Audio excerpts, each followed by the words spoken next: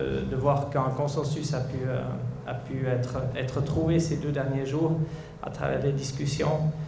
C'est une étape importante pour le comité de normalisation pour arriver à la fin de son mandat. Donc on peut dire qu'on voit la lumière au bout du tunnel, si on peut dire ça. Comme ça, on est tout à fait heureux de ça. C'est sûr que jusqu'à la fin du mandat, il y aura certaines étapes importantes qui vont être franchies. La première étant l'adoption des nouveaux statuts.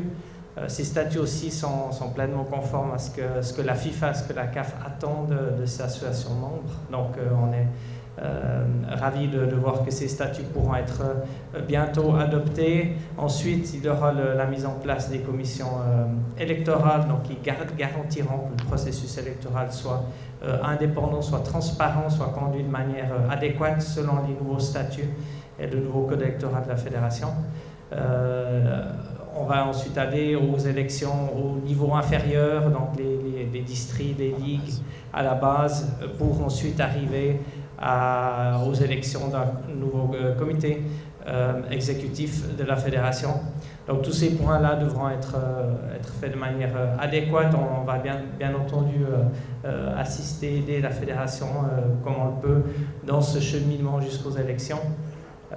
Et ce qui ressort aussi des discussions d'aujourd'hui, c'est qu'on attend des membres leur pleine participation, leur pleine collaboration aussi dans ce processus-là, pour que les choses puissent se passer de les meilleures manières possibles, pour qu'on arrive avant la fin novembre à un nouveau comité exécutif en place. C'est avec ce nouveau comité exécutif qu'on va pouvoir ensuite parler plus de football, de développement qui a été mentionné avant, à tous ces programmes, tous ces fonds aussi disponibles.